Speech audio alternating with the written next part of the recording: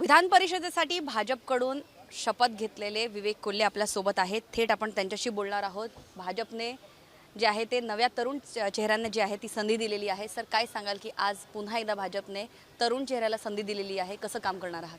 निश्चितपणाने सर्वप्रथम पक्षाचे मी आभार व्यक्त करतो। प्रदेशाध्यक्ष असतील, कार्यसम्राट मुख्यमंत्री देवाभाऊ असतील किंवा अमितभाई शाह साहेब असतील आणि कोर कमिटी सगळ्यांचेच मी या निमित्ताने आभार व्यक्त करतो।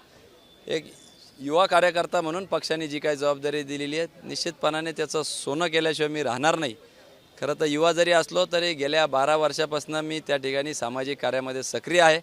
त्याच्या आधी कॉलेज जीवनामध्ये देखील जीएस म्हणून सामाजिक प्रश्न सोडवत होतो आणि ह्या पदामुळे एक नवी ऊर्जा आमच्या सगळ्या सहकाऱ्यांमध्ये आलेली आहे आणि निश्चितपणाने त्याचा सकारात्मक फायदा हे प्रश्न सोडवण्यासाठी मी करून घेणार आहे। कोणकोणत्या मुद्द्यांवरती तुम्ही काम करणार आहात? म्हणजे विद्यार्थ्यांचे प्रश्न झाले, तरुणांच्या रोजगारीचा प्रश्न झाला, शेतीचा प्रश्न समोर आहे, अशामध्ये कोणकोणत्या मुद्द्यांवरती विवेक कोल्हे काम करणार आहेत? खरं तर स्वाभाविकरित्या ज्या मतदारसंघातून मी येतो, जिथं मला थांबावं लागलं होतं त्या मतदारसंघाचे प्राधान्याने काही प्रश्न आहे।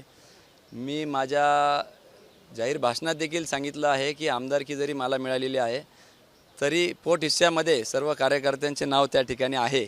त्याच्यामुळे त्यांचे प्रश्न, सिंचनाचे विशेषतः आमच्याकडे मोठा प्रश्न आहे, विजेचे काही प्रश्न प्रलंबित आहे, रोजगाराचे प्रश्न आहे, त्याचबरोबर अहिल्यानगर जिल्ह्याची देखील काही अपेक्षा त्या ठिकाणून गेल्या काही दिवसातून आलेल्या फोन कॉलवरून मला जाणवते। महाराष्ट्राच्या कानाकोपऱ्यातून काही फोन आलेले आहे। पक्ष देईल ती जबाबदारी खरं तर पूर्णत्वास नेण्याचा माझा प्रयत्न राहील।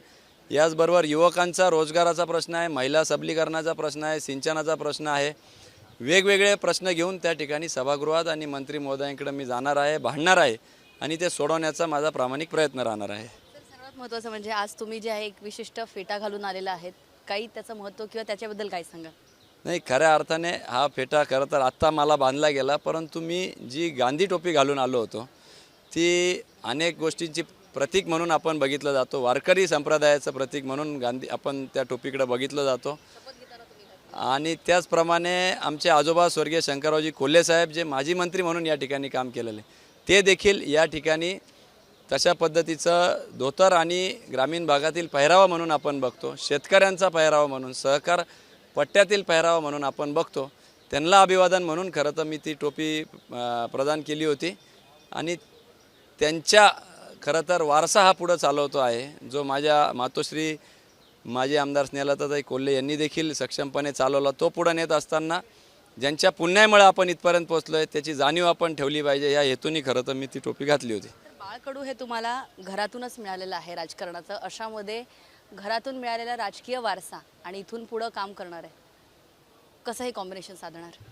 निश्चितपणाने आजोबा असतील, वडील असतील, आई असेल, या सगळ्यांनीच सामाजिक कार्य 80% समाजकारण 20% राजकारणाचा मंत्र हा दिला होता। आज माझ्या दोन्ही आजी, वडिलांच्या आई आणि आईची आई, या दोघंही खरं तर 90ीत आहे, पण ते या ठिकाणी आज शपथविधीसाठी आल्या होत्या आणि एक मनस्वी आनंद आहे।